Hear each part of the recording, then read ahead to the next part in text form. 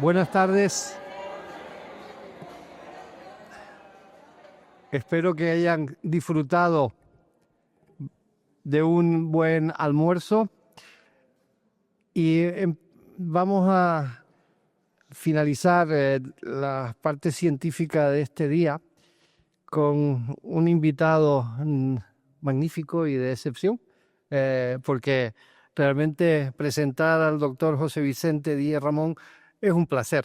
Y es un placer por dos razones. Primero, porque es profesor de la Universidad de Córdoba, donde yo me formé y donde hice mi doctorado, con lo cual compartimos eso. Y segundo, porque va a hablar de un tema de enorme actualidad, que es la edición genética utilizando el sistema Crispr.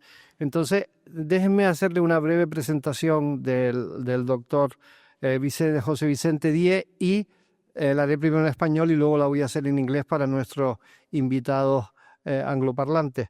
El doctor Díe es una de las voces probablemente más importantes en el campo de la genética vegetal y la edición genómica. Es un investigador, Ramón y Cajal, lo cual ya de por sí indica cuál es su valía, en el Departamento de Genética de la Universidad de Córdoba, donde lidera proyectos pioneros en la aplicación de tecnologías genómicas y bioinformática para mejorar los cultivos agrícolas. Es ingeniero agrónomo por la Universidad Politécnica de Valencia y doctor por la Universidad de Córdoba, y ha desarrollado una muy importante carrera internacional que lo ha llevado a instituciones de excelencia como el USDA en los Estados Unidos, el Instituto de Genética de Plantas de Hannover, el Max Planck Institute y los National Institute of Health de los Estados Unidos. Desde el 2017 combina una intensa labor investigadora con la docencia en los grados y másters de Ciencia, Ingeniería Agronómica y Biotecnología y está formando a la próxima generación de científicos y tecnólogos en esta materia. Actualmente coordina proyectos nacionales y regionales centrados en la aplicación del Crispr y otras herramientas de vanguardia para acelerar la mejora genética de plantas, contribuyendo así a una agricultura más eficiente, sostenible y adaptada a los retos globales. Let me introduce you now Dr. José Vicente Díe from the University of Córdoba in Spain. Dr. José Vicente Díe is a Ramón and Cajal Fellow at the Department of Genetics at the University of Córdoba. His professional career focus on plant genetics has been dedicated over the past decade to the application of genomic tools for gene expression analysis and the study of large-scale genomic and transcriptomic data. These efforts aim to support and optimize crop improvement programs. He holds a degree in agriculture engineering from the Polytechnic University of Valencia and a PhD in agricultural engineer from the University of Córdoba. Dr. Díe worked for 5 years at the United States Department of Agriculture and has carried out research stays at prestigious institutions such as the Institute for Plant Genetics at the University of Hannover, the Max Planck Institute for Molecular Plant Physiology, and the U.S. National Institute of Health, where he participated in the Visiting Scientist program. Since joining the University of Córdoba in 2017, he has combined his research activity with teaching responsibilities in the undergraduate programs of science, agriculture, engineering, and biotechnology, where he teaches courses related to his area of expertise. He is also a faculty member in the master program in agriculture, engineering, and biotechnology. Dr. Díe has participated as a team member in several international research projects and is currently coordinating one national and one regional project. Both projects focus on the application of genomic technologies and bioinformatic tools for supporting plant breeding programs. Dr. Díe, the floor is yours. Antes de que intervenga José Vicente, quería simplemente deciros que en el programa habréis visto que inicialmente estaba el profesor Ademola Adenle, pero lamentablemente ha fallecido su hijo hace 4 días y lógicamente no puede estar aquí. Y quiero aprovechar también la ocasión para darle las gracias públicamente a José Vicente, al que hemos atracado vilmente hace 4 días y ha dicho que sí, y aquí está, y se lo agradecemos enormemente. Y otra vez le llamaremos con mucho más tiempo. Muchas gracias.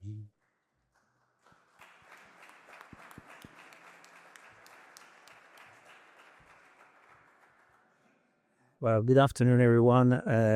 Jose Ramon, thank you very much for this very kind introduction. I appreciate. Thank you all for being here today. And of course, thank you, the organizers, for having me. It's a real pleasure to be here with you all in this super beautiful environment. This is the first time I'm attending a meeting organized by economists. Well, I don't know if only economists, mathematicians. So I had the opportunity to see different expertises together in the short period of time that I've been here. And yesterday I was coming by train. I was thinking if we in the field of life science, if we could do something like that. I think the fact that you put together these different expertises is really the strength of your community. So I am not only grateful for the opportunity for having me here. So it's also for this opportunity to learn. I think I'm going to copy your system on the next meeting that I organize in our expertises. So thank you all for being here. And let me introduce to you our research group at the University of Córdoba, the group where I work with. We are the molecular breeding group at the Department of Genetics, University of Córdoba. We are a legume group. We are a plant breeding group working on legumes, and within legume, our real expertise goes to. Although we have different programs, we work with different species. Our real expertise goes to chickpea. I think we have made significant contributions in the Legume International Research Program, and I would like to show you some of our results. All the credit goes to the team before my time, so I feel comfortable talking about that. It's before my time, and honestly, I think we are a group with significant impact in the international legume research community. As a breeding group, running some different breeding programs, our summary of our major research lines could be something like this. The first line, the first objective, if you are running a breeding program, the first objective always is the development of new varieties. That's objective number one. And the important objective for us is identification and development of molecular markers.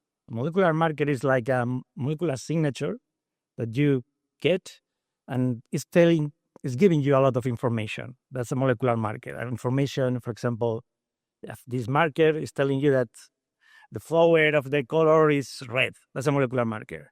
Or the flower of the color of the flower, is white. That's a molecular marker. That's a molecular marker. So we identify molecular markers associated to traits that are important to us for the program. And the third major objective is we don't want only to develop molecular markers. We want to, but we want also to understand the molecular basis underlying that trait.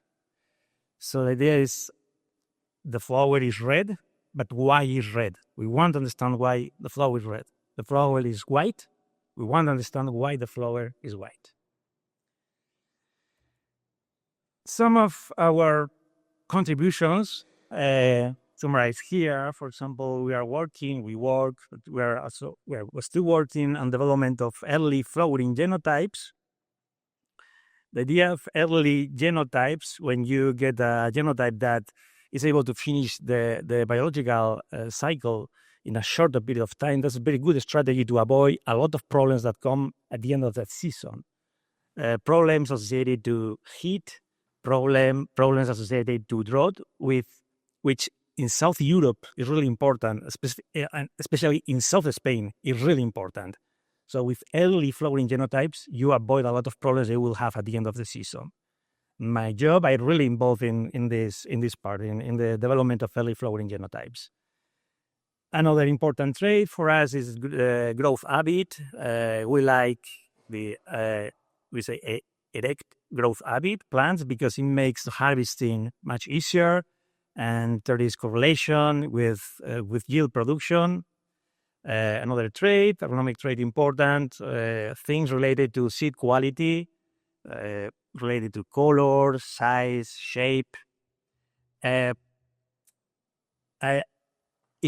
I would say, remember, I'm talking about before my time in the group. I want to give credit to them. If you live in Spain, and you like chickpeas, I would say, and probably I'm absolutely right, that you eat varieties that were or developed by my group, again, before my time, but were developed by my group or varieties that have been developed by private companies using our advanced lines in the breeding program. Another important point I mentioned is the idea of molecular markers, molecular signatures associated to agronomic traits of interest. And we were one of the first groups in one international collaboration developing the first consensus genetic map. One genetic map is something like that. It's like you can think about map in the same way we think about a map in our ordinary lives.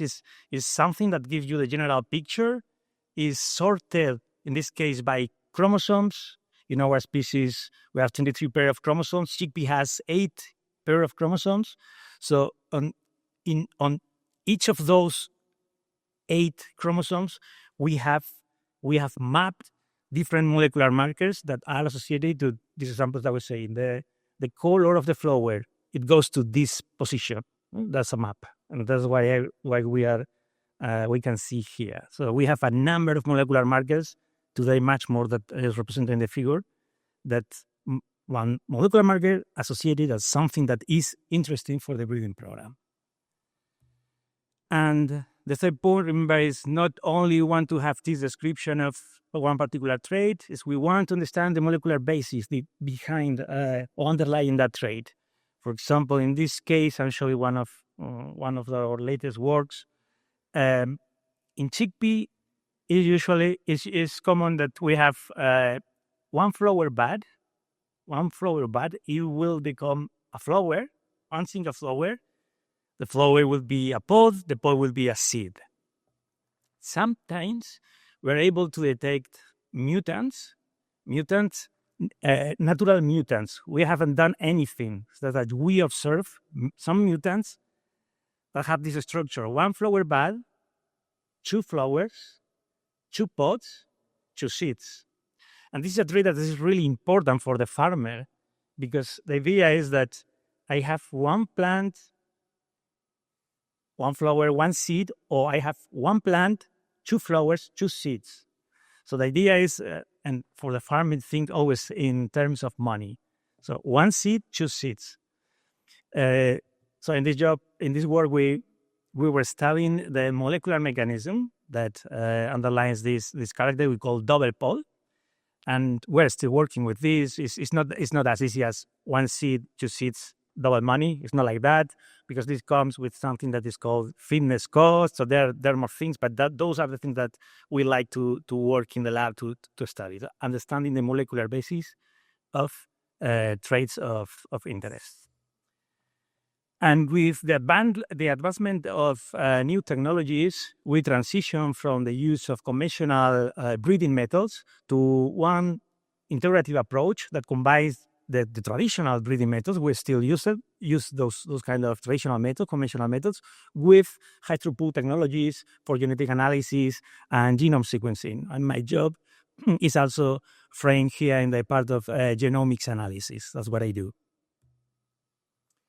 So this is general context for my talk. I would like to frame here, and I would like to start the discussion talking about food security. Food security, according to FAO, is when all people at all times have access, economic access and physical access to food, to food that meets their needs. That's a very important definition if you are running a breeding program, because all the objectives will be thinking about this idea, food security. The idea around food security, or at least I would like to discuss these three points. Is that we are a growing population. Each year we are more people, and this is a real challenge for agriculture.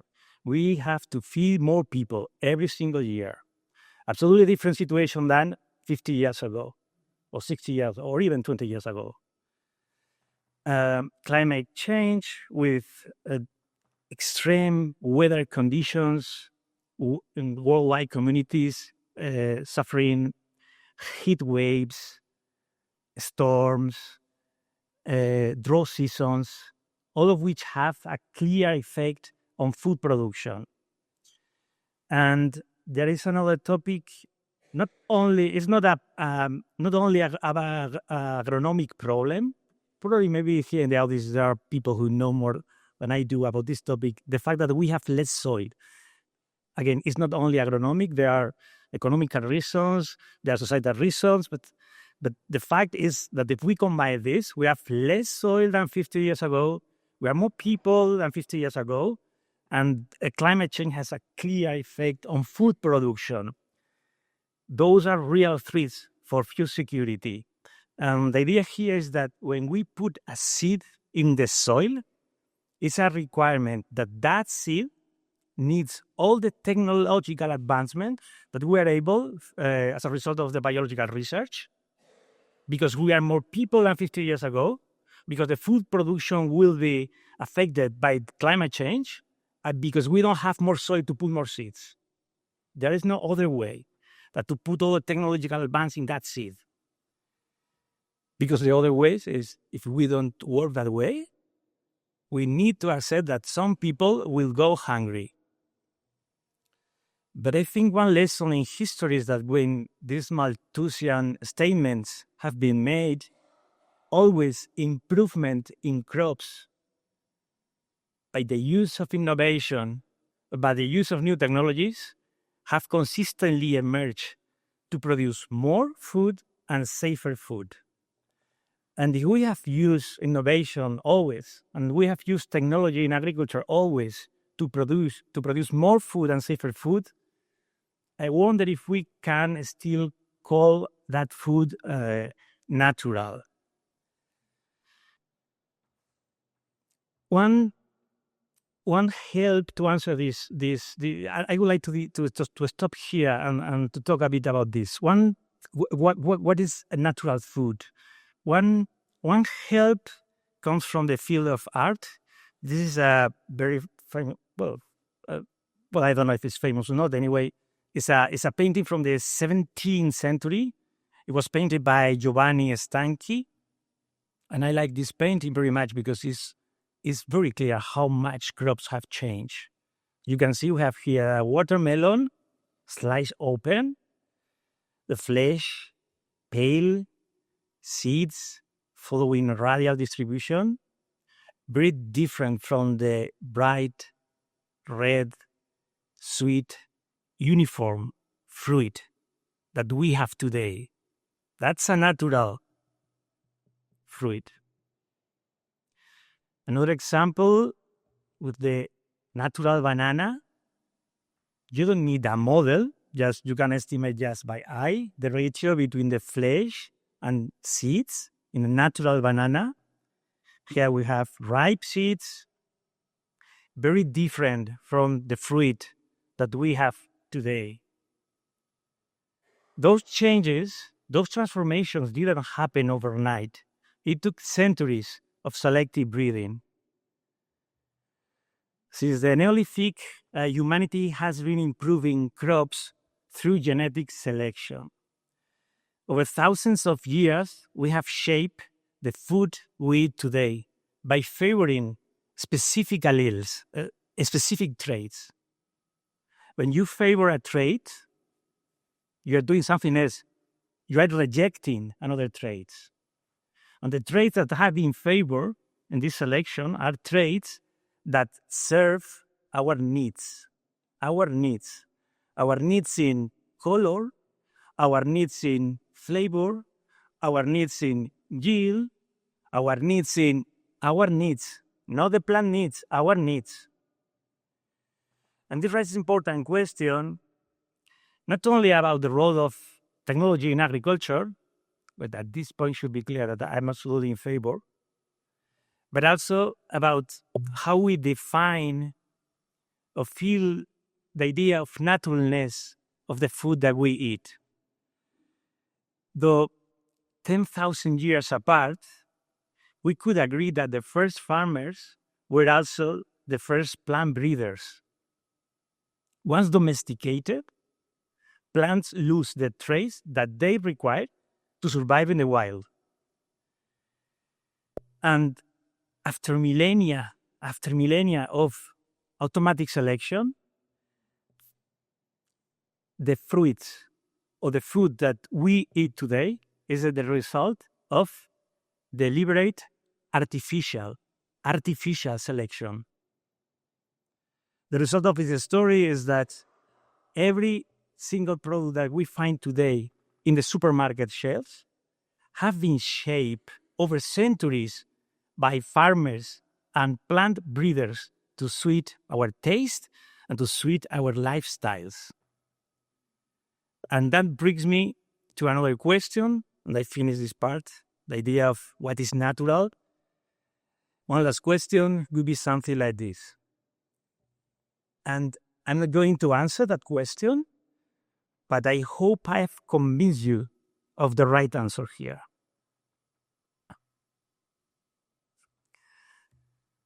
So the idea is we have a valuable number of different techniques, different technology, different tools that, especially in the last 150 years, have been more professional in the fields of genetics. And all of them are good, but only just a few have encountered like a negative perception by the public of having encountered some kind of problems. Starting with the idea of the technique of transformation. Transformation involves the idea of developing transgenic plants. I'm not going to say anything about transgenic plants because tomorrow we'll have the great opportunity to attend Sir Richard's conference at 10 o'clock. And under the topic of fact and fiction about GMOs, I guess he will go through this some of the ideas that I'm here just suggesting.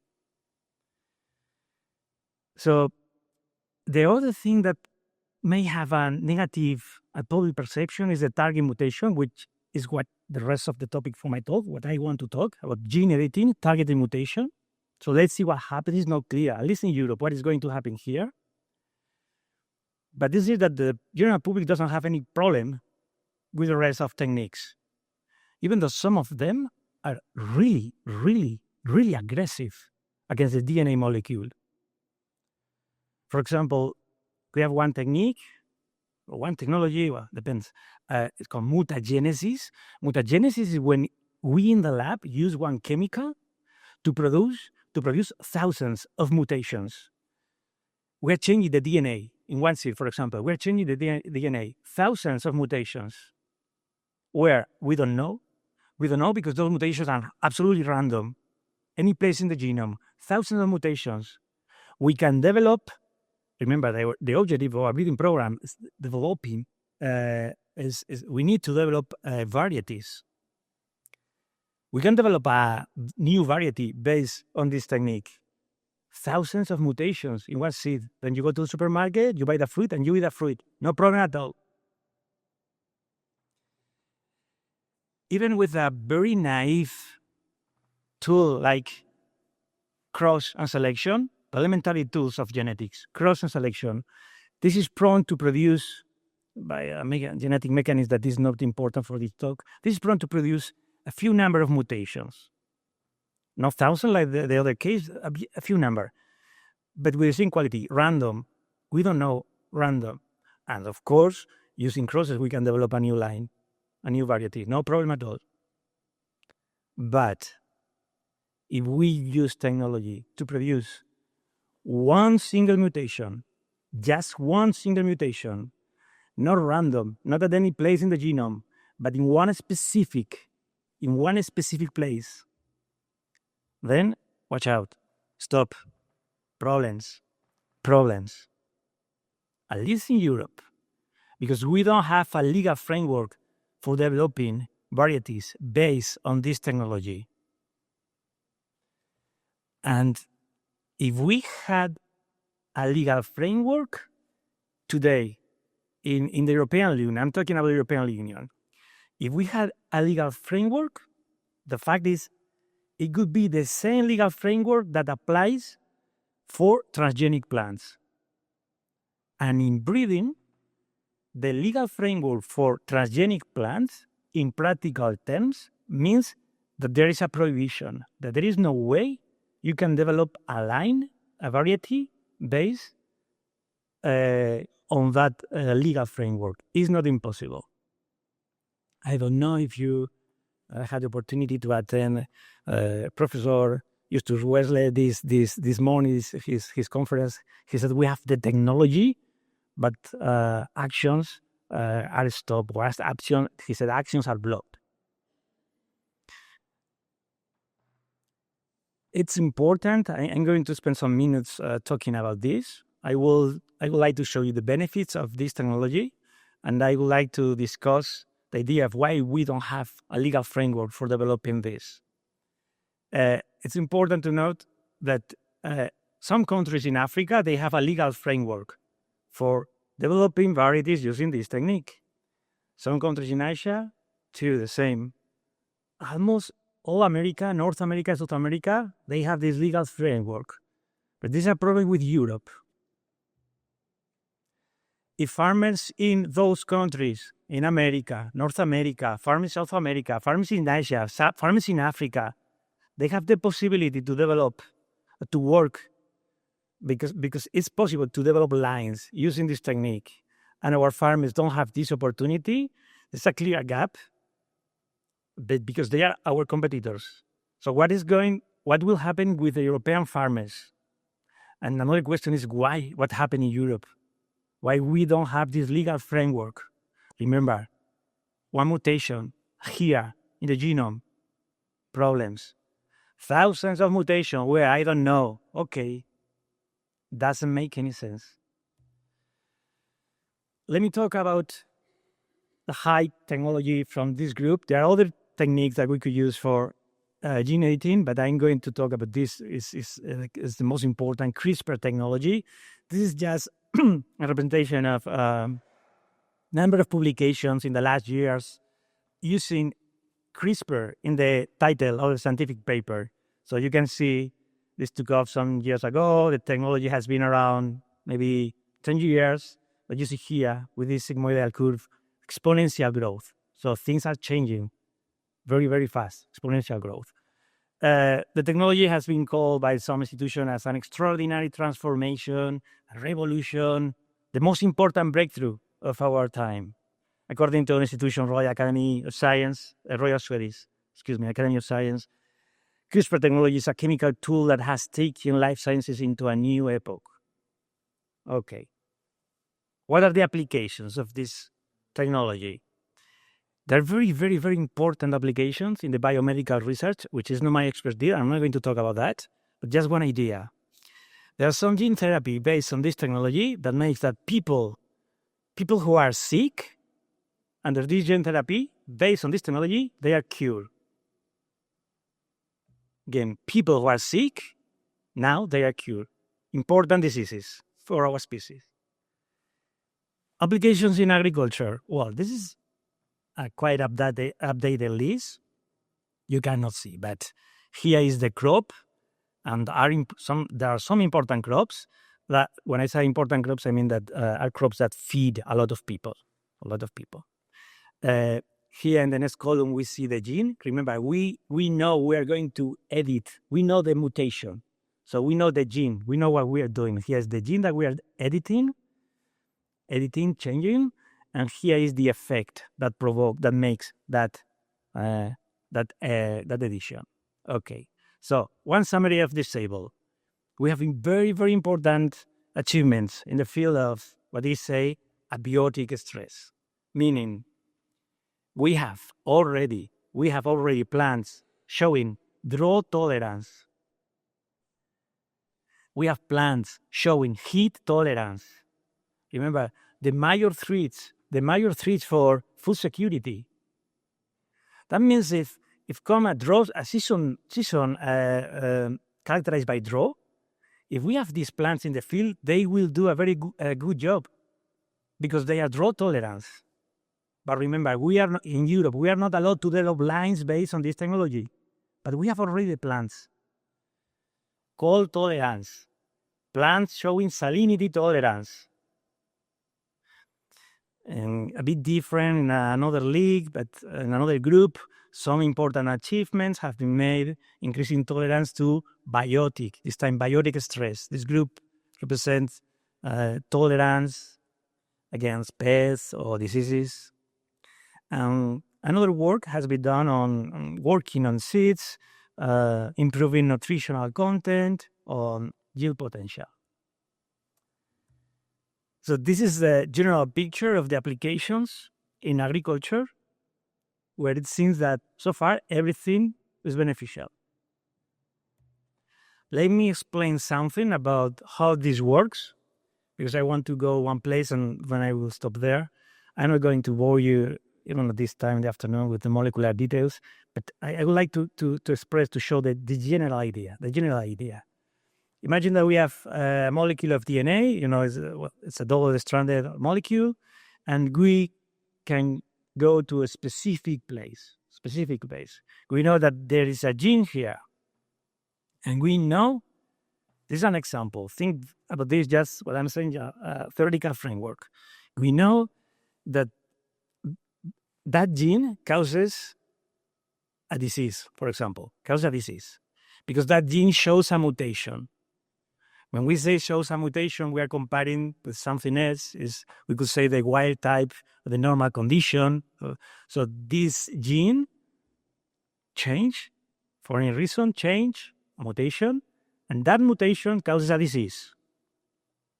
If we go to that place, it's a theoretical framework, we go to that place and we cut the gene, imagine, the action of this gene causes a disease. If we cut the gene, we don't have disease. It's a molecular framework. It's a theoretical framework, okay? We cut the gene. Breaks in double strand is one of the worst things that the cell can encounter. So there is like a natural repair machinery that will go to that place and will fix it. We'll fix it just by adding letters.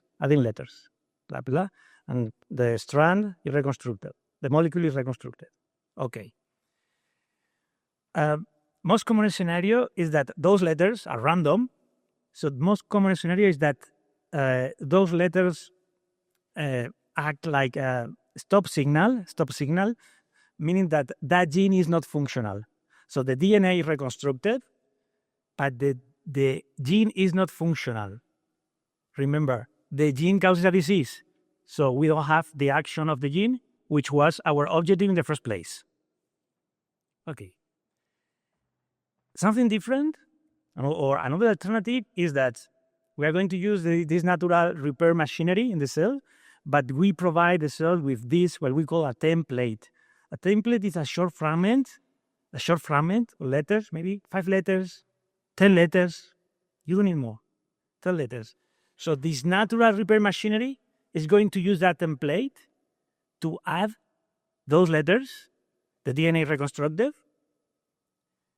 And think about this. We have here, in this example, edited the gene. Those letters were not present. So if we add the template that we need, we now have the sequence that we need. Here is the real addition.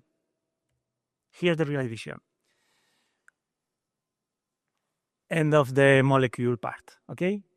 But my point here, I think it's important to explain this. It's important to explain this to society. It's important to explain this to policymakers, because here it's important to see that this is different from transgenic. By the way, I don't have any problem with transgenic plants. But this is not transgenic plants. In transgenic plants, you need a gene. A gene is a real long sequence. you need a long sequence that comes from another organism. Sometimes it's from another species. Sometimes it's from another genus. Sometimes it's even from another taxonomic family. You don't have that here. You have just one very short template. So my point is, it's important to show that this is not transgenic because right now, in the European Commission, they are thinking what kind of legal framework we will have. The same as transgenic. That's why I think it's important to explain this, because this is not transgenic. And remember, if they say, or if decide that it's the same legal framework, that means in practical terms that there's no way you can develop a new variety based on that. Okay, and just a few ideas, summary of everything what I've said, and then I will move to the next part, to the last part of this talk. Summary of everything. Breeding programs play a critical role in food security. Since Neolithic times, humans have improved crops through genetic selection. After millennia of genetic modifications, the crops we eat today, with no exceptions, are the result of artificial selection. Innovation, animal producing more and safer food has been driven by the use of technology, always, in the story of agriculture, always. Crispr technology is a tool already available with the potential to reshape agriculture. Actually, we have those plans. We only need a legal framework. Last point, in the UA, legal frameworks need to regulate the use of CRISPR technology and to treat it as distinct from GMOs. This is a summary, or this is my view. And now I would like to spend the next few minutes talking about something related to this, but a bit different. Because I think it contains several lessons that we can extract from this story, and also because it's a beautiful story. And I would like to share these thoughts with you. This person is Francis Mojica. He's a Spanish scientist and a Spanish professor at the University of Elche, Universidad de Elche in Spain. Elche is southeast, Mediterranean Sea. It's very close to Valencia, my hometown. And this person, he was doing his PhD 30 years ago. At that time, he was studying one specific microorganism, really very peculiar microorganism, because these microorganisms have the ability to live in very weird conditions, a high level of salinities. And he wanted to understand in his PhD the adaptive mechanism used by this microorganism for living in that special environment. There's a picture of Mojica sampling some of these microorganisms in the Santa Pola salt floods. Salt floods, I think is the name. So what you see here is salt. This is salt. This is salt. Super salty environment. And at that time, he was using high tech. The time is, sequencing. But at that time, we don't have genomes sequence. At that time, we don't have powerful computers as today. But it was a technology at a time, and so they started by sequencing fragments, small fragments of genes that they thought it could be involved in conferring this adaptation to this environment. And this is what we found. I'm going to tell you. This is the general preparing this thing. I found this in one book, Luis Montoliu. This is the true gel that he found, what I'm going to tell you. A gel is one physical body that each row here, each column, represent a letter in the DNA string. So if you read the bands, you are reading the sequence of that fragment. That's the idea. So he found something like that. It was some letters. It was a repetition. Letter, repetition. Letter, repetition. Letter, repetition. And he thought, what are those repetitions? And he found that, by the way, I say he found, and I changed the slide. When I say he found, it's years working on this. I changed the slide, but changed years. He found that these repetitions had been already found by another group, a Japanese group. But the Japanese group didn't do anything else with the repetitions. They just reported repetitions. And Mojica thought, no, okay. I want to understand those repetitions, which is one of the first lessons. Curiosity. It's very important, the story, curiosity. I want to understand those repetitions, especially because the microorganisms that the Japanese group used is a very different organism than the organism that was working Francis Mojica with. They are really different in evolutionary terms. They are really different. And in evolution, if two organisms, very different, they share a common trait, that is not random. Nature doesn't work that way. Mojica thought there must be a biological reason, and he was absolutely right. So he wanted to understand those repetitions, and he started by, first thing, I'm going to give a name. And he came up with this idea: cluster, regularly, interspace, short, palindromic, repeats, CRISPR. And I find this idea very interesting. I remember when I was a young student in the School of Agriculture many years ago in Valencia, and in molecular biology class, we were seeing that day transgenic plants. And I remember thinking the names are always important, but in biology they are really important. And I thought, transgenic, I said, again, I don't have any problem with transgenic plant. I think it's clear. But I thought, transgenic is not a good name. It's not the best option. I could understand that opposition for the general public, transgenic. But I think this name, CRISPR is a very good pick. CRISPR sounds like crispy, CRISPR. So the name is a good start, CRISPR. That's one thing that he did that time. Another important thing, and this is another lesson. He changed the subject. I'm going to look at this in a different way, or I'm going to look at the same thing from a different perspective, because things are going to change that way. That's another lesson, or at least that's another lesson that we like to discuss in the lab or in the group. The same thing from a new point of view, because the most fascinating thing in this story is that what is important here is not the repetition. By the way, CRISPR repeats. CRISPR is named after the repetition, but the most important thing here lies between the repetition. We call the spacer. And he found three things about the spacer: unknown sequences, very short sequence, and very different. One spacer from the other. Very different. And he thought again, where do these sequences come from? And he found, again, years working. He found, I need to explain something very quick. This is a virus, a special virus, a virus that infects, the virus introduces the genome, and then how the infection works in bacteria. It's a special virus, anyway. He found that those spacers are identical sequence to small fragments in the virus. That's what he found. And using bioinformatics techniques from, remember, late 90s, early 2000, he showed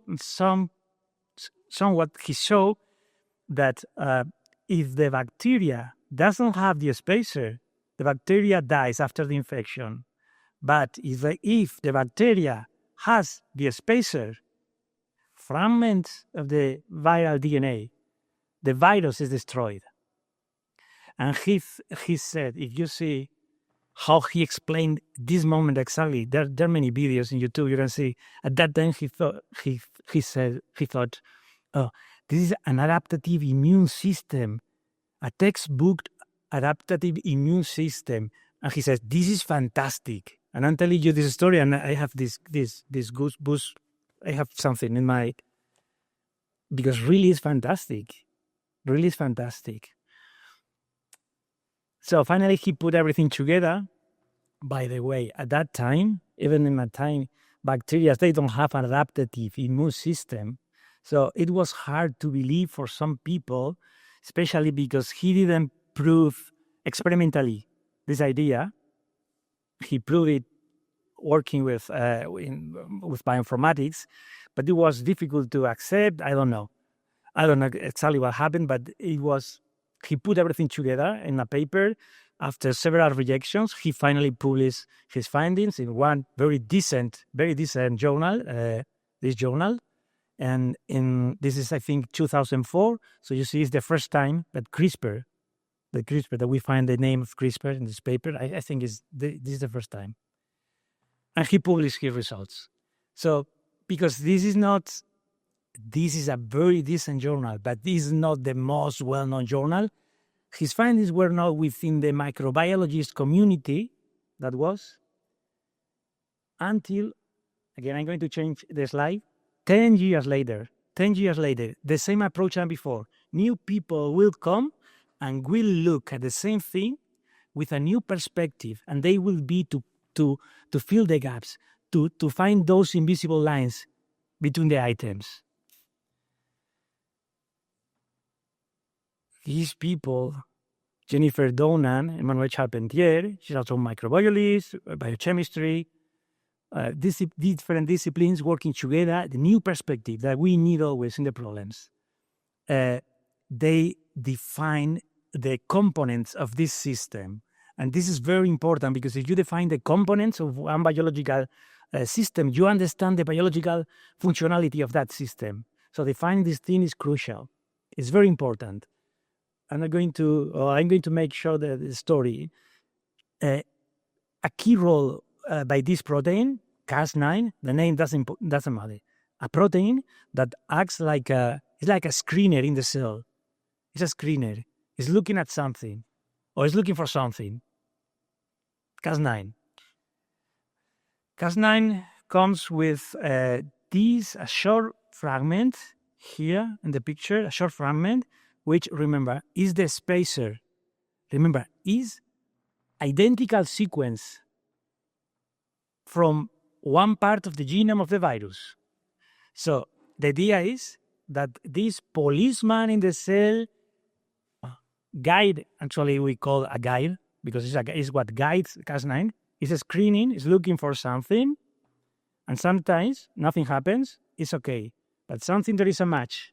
If this is a spacer that is, again, identical part of the virus sequence, and there is a match, that means that cell is being infected by a virus. That's why you find a match. And then automatically, several molecular scissors cut that part of the virus. Another Cas9 could do the same with another spacer. You find a match, the virus, cut the virus. That's why when the bacteria have these spacers, the virus is destroyed. It's finally destroyed. And again, Dona and Charpentier thought something really, really important. They said, okay, well, this is very important, understanding this biological functionality, because now everything makes sense. What Mojica said in 2004, now you can understand why. The virus is destroyed, the bacteria is destroyed, depends on, now everything makes sense. But this is something else. They said, okay, we could take that system out of the bacteria and put it in one tube, and it will work. And it's true. And this is something else. They said, look, synthesizing in the lab something like this, remember, it's very short fragment. It's very easy. You have to put some letters together. It's very easy in the lab. So it's like you can construct your own guide easily. And because Cas9 is guided by the guide, if you create your own guide, you are guiding Cas9 to one specific place. That's how we mutate just one place in the genome, because we direct the action of Cas9 exactly here, because I've created the guide. But they say something else. They don't prove, but they say something and they're showing the line. In the tube will work. Maybe we could use it someday in one cell, and now the applications are straightforward. In one cell, in one plant cell, it will work. They didn't do that, but they suggest the idea is there. The idea is there.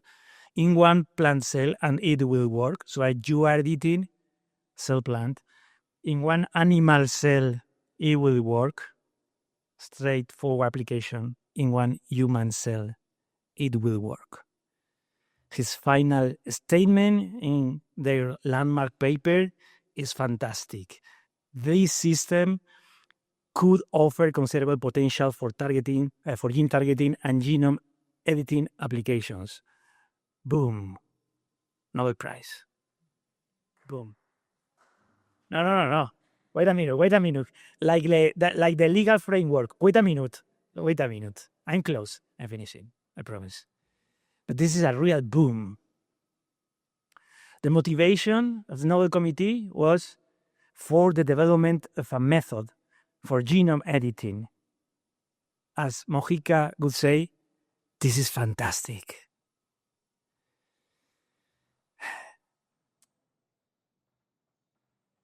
And Mojica works is what is fantastic.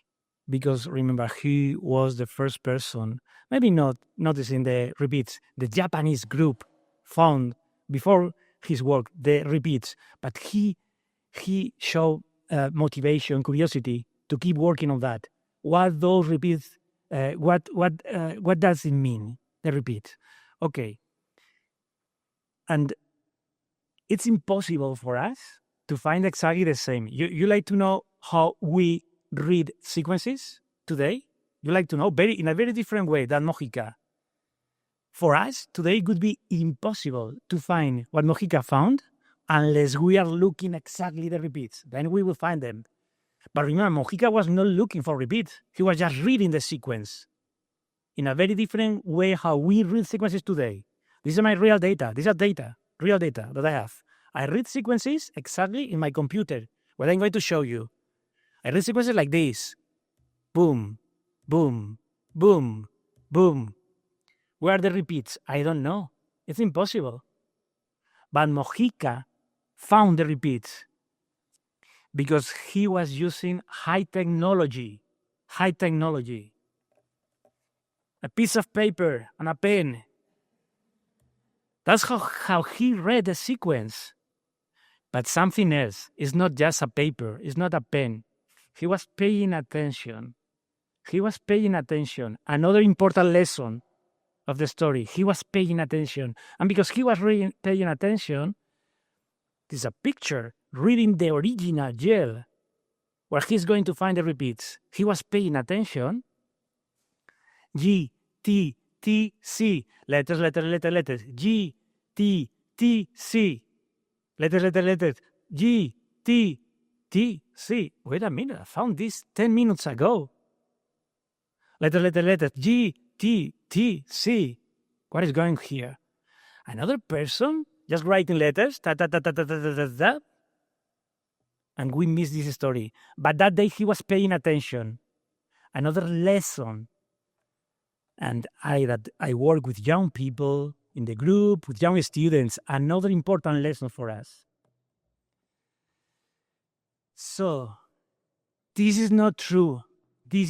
By considering the important thing that represents his work, considering the lessons that we can extract from Mojica's work, this is my dream. This never happened, but this is my dream.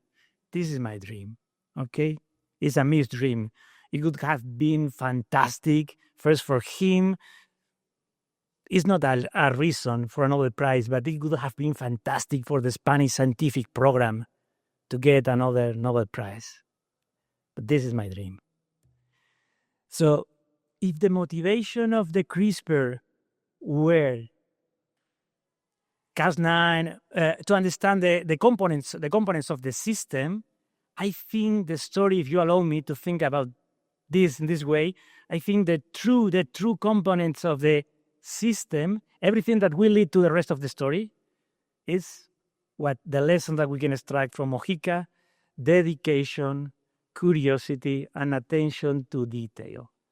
And sometimes I like to think that those are exactly the same components that one day early farmers had when some of them saw something and they picked a seed because they were paying attention that day and they thought, oh, this plant is different. This plant is different. I will save this seed for the next season. So the end of the story for me, if you allow me, is that I think the true components of the story are the same human qualities that have been traveling with us since the face of time. With this, thank you very much for your attention.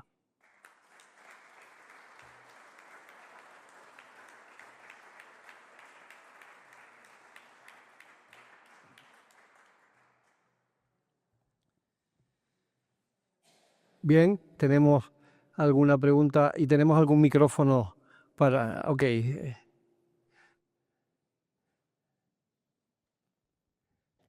Thank you very much for your presentation. I wonder if we can, I know that last year it was an event in Valencia because Europe want to beat, like to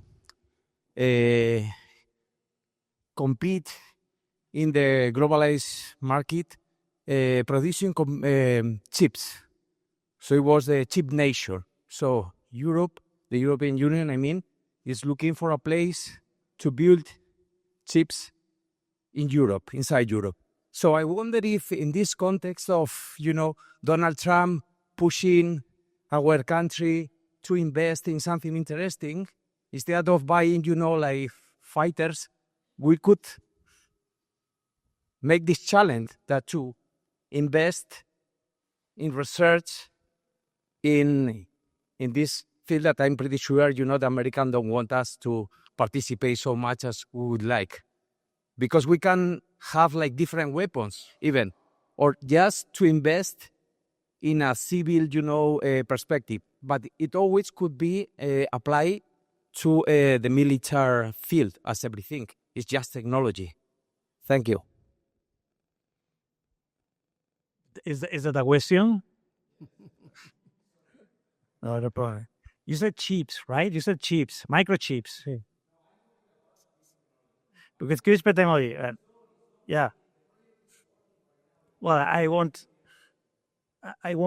get into politics, but I don't know the role of other countries. But the problem, what I think, the problem that in Europe we don't have a legal framework has nothing to do with other countries. It's ourselves. It's a problem for the European people. It's a thing that comes from the transgenic era.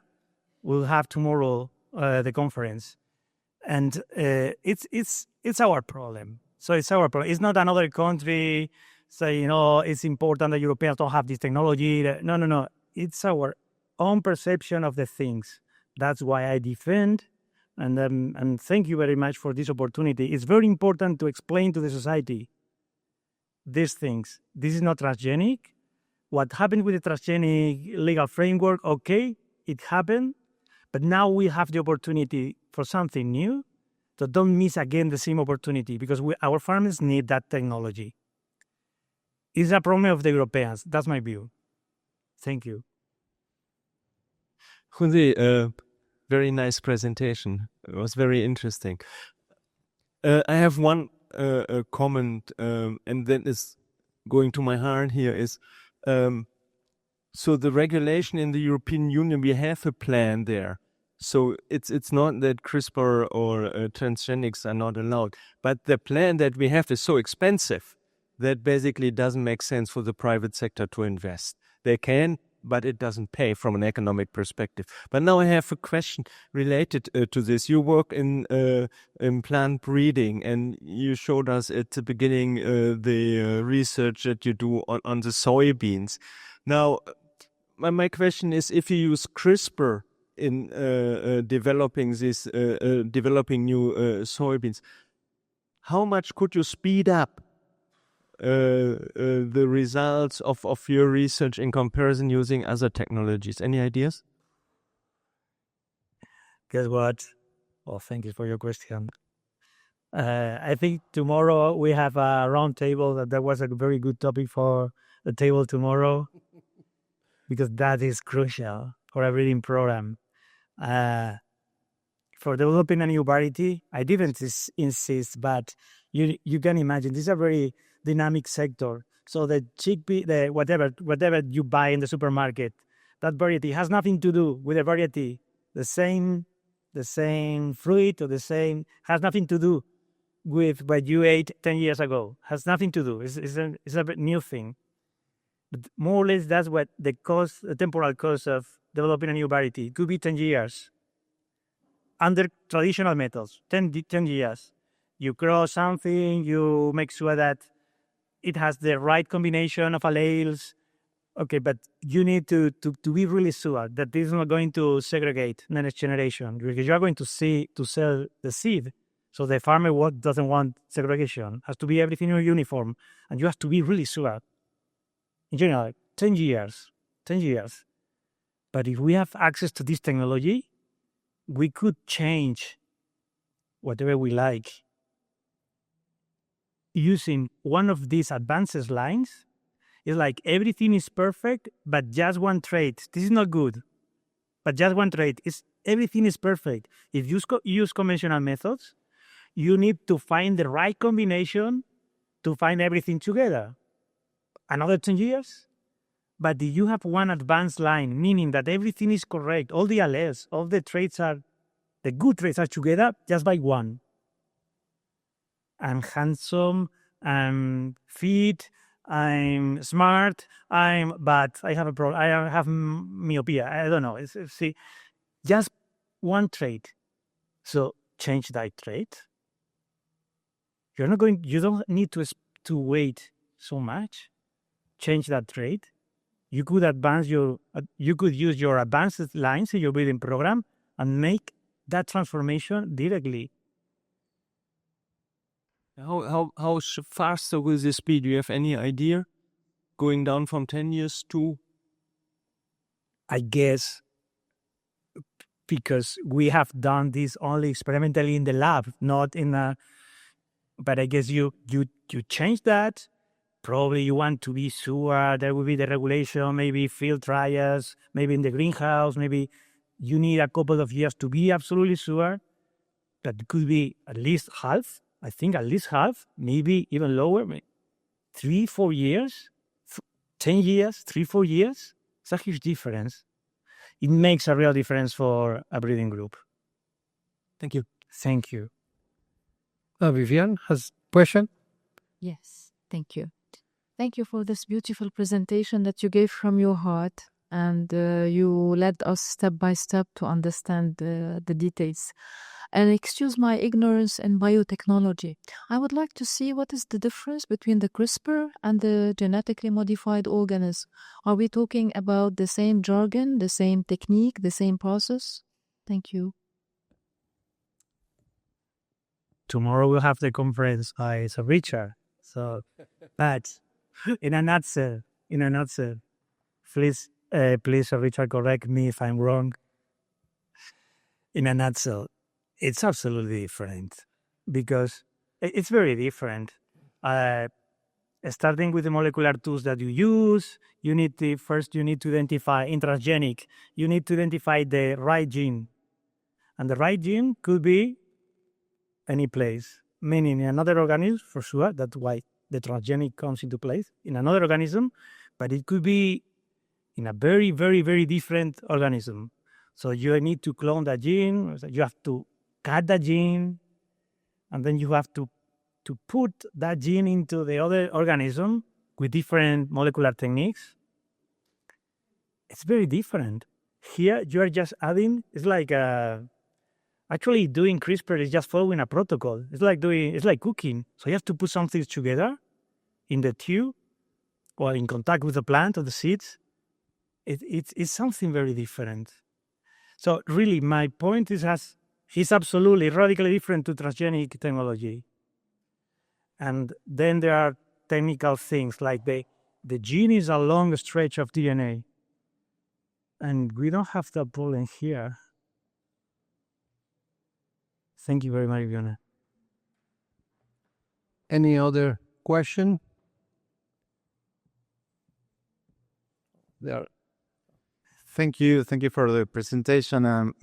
My question maybe is very basic. So, what I would like to understand if CRISPR could be considered less natural than the other processes, because me as a general person could think that this method could be more risky, and maybe politicians could think in the same way, could be more risky because it's less natural. Maybe the other methods, like the one where you say that you mix things, I can explain in scientific terms, but maybe it could be a problem of perception. Could be that. Yeah, absolutely. That's the negative. The negative public perception is the key in the story. The negative public perception is the key in the story. It's less natural. My point is that nothing is natural today. If we want natural products, we need to eat this, and nobody wants to eat this. My point here is the same product of human innovation is represented in the picture. So what are we discussing about? But this is my point, Henry, and this is absolutely debatable. Some people will agree, some people won't. But this is my point. Is the same result, what we have here in the picture, the result of human innovation? So the argument of natural or non-natural, it doesn't apply here, in my understanding. We need to take into consideration something else, but not the fact of what is natural. Thank you, Henry. More question? Yeah. Okay, you know that I am not an expert, but my point is, okay, congratulations for the presentation. We really enjoyed it. I mean, I agree, nothing is natural. We all are eating somehow food supplementals, and we do that like easily, so we are used to many things.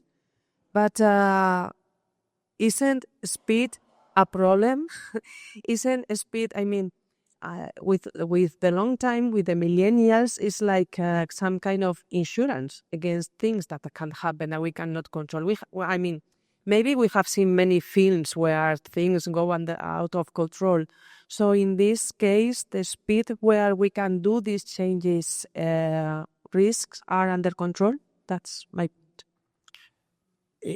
It took centuries, as I said, it took centuries of transformation, but not because we are doing some experiment to check that everything is under control. It took centuries of, the transformation took centuries because in the automatic selection, we don't know what we are doing. That's why you need a lot of time to expect that the right genetic combinations will have in the same individual. We are not doing tests to confirm that everything worked well. You are waiting, just waiting.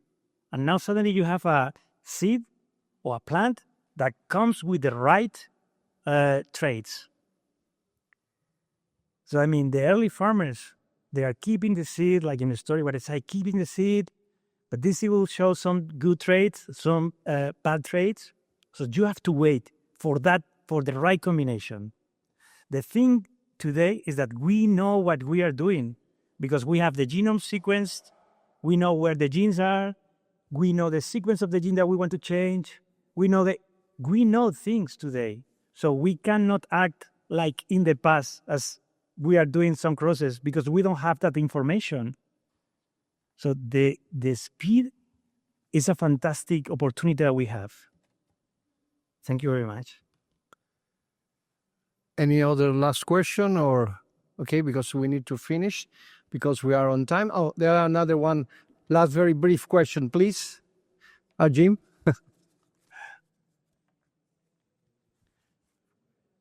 So I wonder if you could address something that paradoxically might be more appealing as a political matter, because it's all just politics, right? It's just fear of the new, the overextension, over-application of the precautionary principle, which was earlier described as really extended theology, okay? So what if CRISPR were, and you've indicated germline, not just somatic cells, germline edits that will be passed on in the genome. What about human genetic editing in the germline? That's controversial, but it might actually be a political door by which germline gene editing of all organisms without regard to the branch of the tree of life might at last become politically acceptable in Europe and in other civilized countries. You know, you had the most difficult question for the last. So it's human gene editing is far from my expertise. Germline is absolutely far from my expertise, but that comes with a lot of things that we haven't discussed here during my talk. With a lot of ethical issues that we don't have when we work with animals. Depend which animal, depend what we are doing, depend. But now it comes the sentences. But we don't have, in general, with animals. We don't have with plants those ethical issues. But if I could say my opinion, I'm opposed to work with the human germline. And when I had the opportunity to explain this in different forums or different, when I have the opportunity, for some reasons that I don't have time exactly to explain very well, I'm opposed to work with the human germline. Yeah. Okay, we need to finish. Then thank you very much, everyone, for attending this afternoon session, and see you, all of you, tomorrow. Have a good evening and enjoy the cocktail and the visit. Bye-bye.